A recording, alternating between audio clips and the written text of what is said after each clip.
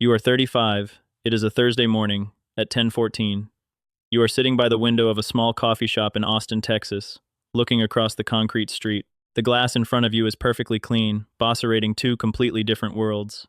Through it, you watch the heavy glass revolving doors of your old corporate building spin. A man steps out into the morning heat. It is your former boss. He is rushing. Sweat glistens on his forehead as he navigates the crowded sidewalk. In his left hand, he holds a cold, half-eaten sandwich. His eyes are tightly glued to his Apple Watch, tracking seconds he can no longer afford to waste. He earns $250,000 a year, but watching him right now feels like watching a prisoner trying to outrun his own shadow. You look down at yourself. A plain, faded t-shirt, jeans, no watch. To anyone walking past your table, you look unemployed.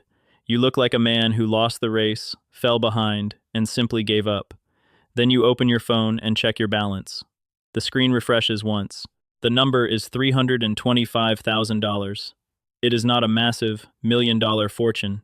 It will not buy a luxury sports car or a mansion on the hills. But at your current expenses, that number does not mean wealth. It means time. 5 years.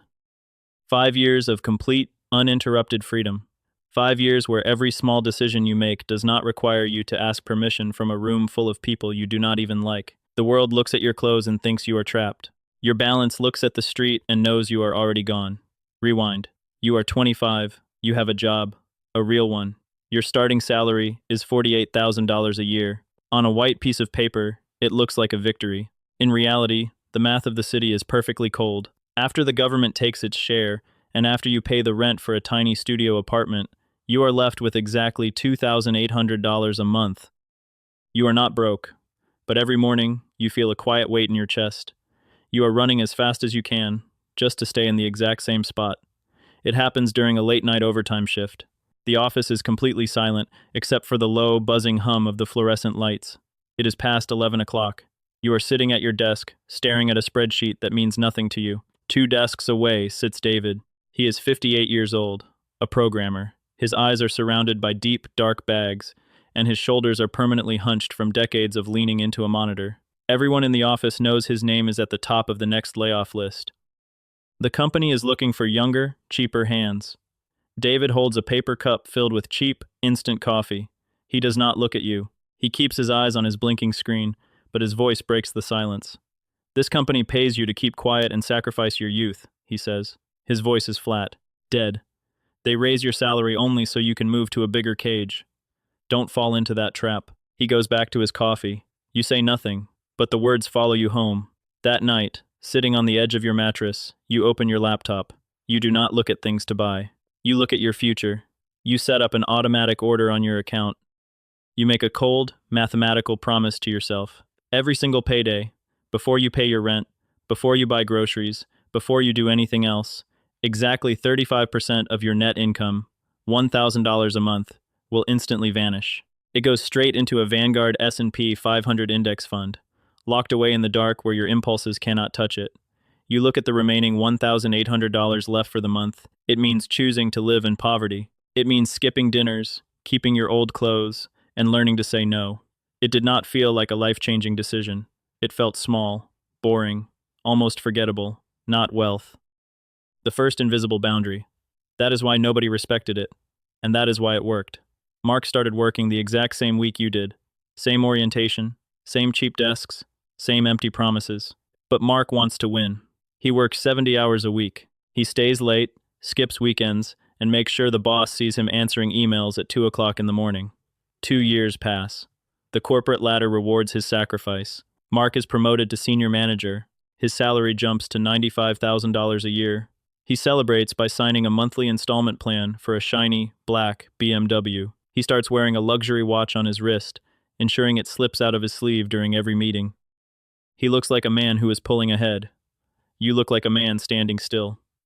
The confrontation happens on a Wednesday, during lunch in the crowded break room.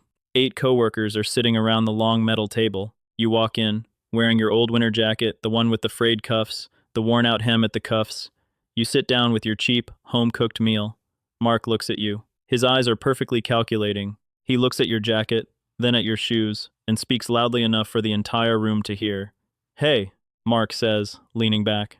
"If you don't invest in your image, The boss is going to think you're a slacker who doesn't care about his career. Aren't you tired of earning $50,000 all the time? The break room goes completely quiet. The clinking of forks stops. A couple of people stare at their plates. One coworker lets out a small, nervous laugh. Inside your body, something tightens. Your chest feels heavy, like a fist is squeezing your lungs. Your ears burn with a deep, hot flush of shame. You look at Mark. You look at his luxury watch. You say nothing. You do not correct him. You do not open your phone to show him your brokerage app. You do not explain that while he was signing papers for a debt he cannot afford, your hidden account quietly crossed $75,000. You let the silence sit there. You swallow your food. The pressure does not stay at the office. It follows you home. During Sunday dinner, your parents ask about your career. You tell them you just turned down a high-stress, late-night position in a different department. Your father puts his fork down. Your mother looks away and sighs. To them, you are lazy. You are a 27-year-old man who is simply refusing to grow up and take on more pressure. They look at you with pity. You say nothing. You smile. You drive home. The outside looks like falling behind. The inside is quietly becoming free. The next 3 years pass. Time moves slowly when you choose to stay in the exact same place. Every morning, you sit at the same desk. You look at the same walls. Your name is still printed on the same dusty plastic tag, the corners slightly yellowed by the office lights. Mark has moved up again. Now, he wears an even more expensive watch. When he speaks in meetings, the ticking of his wrist feels like a loud countdown, reminding everyone in the room who is winning and who is being left behind. In the quiet hours of the night, the doubt finally finds you. You lie awake, staring at the ceiling, wondering if you are simply an idiot who is trading the best years of his life for numbers on a spreadsheet. The struggle hits its peak on a Saturday afternoon. Your phone screen is badly cracked, a sharp spiderweb of fractured glass running across the display. You are standing inside the bright, white, flawless lights of the Apple Store. In front of you sits the newest model. It is beautiful. It is perfect. The price tag says $1,200. You open your banking app. You look at your secondary account. You have enough cash sitting there to buy 10 of these devices right now, completely upfront, without affecting your life at all. You pick up the phone. It feels heavy and premium in your palm. You open the payment screen. Your finger hovers over the scanner. For 10 minutes, you stand completely frozen in the middle of the crowded store. You are not thinking about the technology. You are imagining Monday morning. You imagine walking into the executive conference room, sliding this flawless piece of glass onto the mahogany table, right next to Mark's watch. You want the contempt in his eyes to disappear. You want your coworkers to stop talking down to you. For a few seconds, the invisible future you have spent years building feels completely worthless compared to the desire to be respected right now. Your finger stays there, trembling slightly over the button. Then, you take a deep breath. You turn the screen off. You place the phone back onto the wooden display table, pull your hand back, and walk out into the afternoon air. You walk 3 blocks down to a small, cramped repair shop. You hand the technician $29 to replace the dying battery inside your old device. When he hands it back, you slide the scratched, cracked phone back into your pocket. Not cheap, free. It is 1 o'clock in the morning. You are alone, sitting in a completely dark room. The only light comes from the cold, blue glare of your laptop screen, illuminating the empty walls around you. An internal company notification pops up at the top of your browser. The subject line is simple: Department Manager Opening.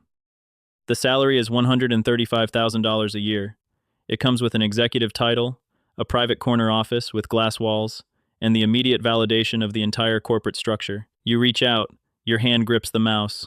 The cursor moves slowly across the glowing display, gliding past the requirements, past the responsibilities, until it rests perfectly over the blue button, Apply Now. Your index finger hovers over the plastic edge of the mouse. For 30 seconds, the cold math of your future completely disappears. You do not care about your index funds. You do not care about the long-term plan. In those 30 seconds, the desire to be understood outweighs everything else. You desperately want to click the button. You want that title. You want a loud, tangible victory that people can see and applaud. You want to walk into Sunday dinner, look at your father, and watch the disappointment vanish from his face. You want to walk into the break room on Monday morning, slide into your chair, and watch Mark look at you with fear instead of contempt. You want the world to finally stop whispering behind your back. The loneliness of being misunderstood for years presses down on your shoulders like a physical weight. Your finger stays there, trembling slightly in the dark. Then, You take a deep breath. You drag the cursor away from the button. You close the tab. You turn off the computer. The blue light dies, throwing your room back into pitch blackness. You choose to continue being invisible. You choose to let the world keep believing that you are a failure. And doing nothing becomes the most important thing you ever did. The price you pay for your quiet escape is not measured in dollars. It is measured in absolute exclusion. You are systematically erased from the inner circle. Your phone stays completely silent during the weekends. You are quietly removed from the strategic chat groups where company decisions are whispered before they are ever formally typed. When Friday night arrives, the executives and the rising managers host private dinner parties at expensive steakhouses uptown. Mark is always there, laughing loudly, clinking wine glasses with the vice presidents. Your invitation never arrives. You are not hated by the system. You are simply forgotten. You become an office ghost, a phantom moving invisibly between rows of identical gray cubicles. A man who finishes his work, clears his desk at exactly 5 o'clock, and vanishes into the crowded street without anyone noticing your departure. The cold philosophy of this choice finally reveals its teeth. The hardest part of this journey is not the financial sacrifice. It is not living with less, or using a fractured phone, or wearing an old jacket. The hardest part is the psychological weight of watching those around you climb higher. It is standing in the hallway, completely invisible, watching people who started years after you leapfrog past your position. You watch them receive the corporate awards. You watch them step onto stages to receive the public praise. You watch the digital notifications buzz as the entire company applauds their advancement. And when they look at you, when they see you sitting at the exact same desk you sat at years ago, their eyes are filled with a toxic mixture of pity and superiority. The real test is not saving the money. The real test is whether you can stand there, look them in the eye, smile, and calmly accept the role they have written for you. The role of a stagnant person, a man who fell behind, a failure. You did not just build wealth in the dark. You built a life that nobody around you could possibly recognize. Then, the recession sweeps through the building like a sudden, freezing wind. The corporate structure cracks under the pressure. The boardrooms panic, and the company quietly cuts 20% of its senior staff in a single morning. The ladder everyone was fighting to climb is suddenly chopped down. Mark's position, the senior manager title he traded 70 hours a week for, is completely wiped out overnight. The flawless image shatters, and the truth is finally revealed. You find out through the whispers in the hallway. Mark's shiny black BMW was repossessed by the bank. He never owned the car. The debt owned him. Behind the luxury watch, the expensive dinners, and the premium lifestyle, he had exactly $4,000 saved in his bank account. Every single dollar he earned had been instantly spent, poured into funding a flashy image for an audience that forgot his name the moment his badge was deactivated. Your phone does not buzz with panic. You do not scan the job boards in a cold sweat. Instead, you slide your chair back, stand up, and walk down the quiet corridor. You walk into the human resources office. You are smiling. You calmly place a single white piece of paper on the desk. Your resignation letter. You pack your few belongings into a simple backpack and walk down to the concrete parking lot. Mark is standing there, holding a cardboard box. His face is pale, his voice low, hollow, and bitter as he intercepts you. You found a better, higher-paying job, didn't you? He asks, staring at your calm eyes. You look at Mark. You look at the empty parking space where his luxury car used to sit, and you realize the tragic irony. Even now, standing in the ruins of his career, he still thinks this is a race. He still thinks the only purpose of life is to find a newer, shinier cage. You do not answer him. You say nothing. The $325,000 you quietly accumulated over 10 years did not make you rich. It did something much better. It bought back all your time. It bought your departure. Not a new job, an exit. You are back at the window of the coffee shop. The clock on your phone says 10:14. It is still Thursday morning. The glass in front of you remains perfectly clean, bosserating two completely different worlds. On one side of the pane, a man is standing on the hot pavement, clutching a cardboard box, wondering how a decade of 70-hour work weeks evaporated in a single morning. On your side, the air is cool. You calmly take a slow sip of your coffee. For 10 years, everyone inside that corporate building looked at your dusty plastic name tag and assumed you were standing still. They pitied your cracked phone screen. They laughed at your worn-out jacket. They thought you were trapped in the lower tiers of the system because you refused to play their game. They did not know that you were never behind. They did not know you were simply leaving. You had quietly stepped off their track a long time ago, while they were too busy chasing an illusion to notice you were already gone. Somewhere right now, someone is sitting at a gray desk, staring at a flashing screen, desperately checking their watch. They are dreaming of a advancement, a title, or a salary increase that will only make their corporate cage tighter. They think this is a story about money. It is not. It is a story about identity. The final entry is this. Some people spend their whole lives paying for proof that they are winning a race.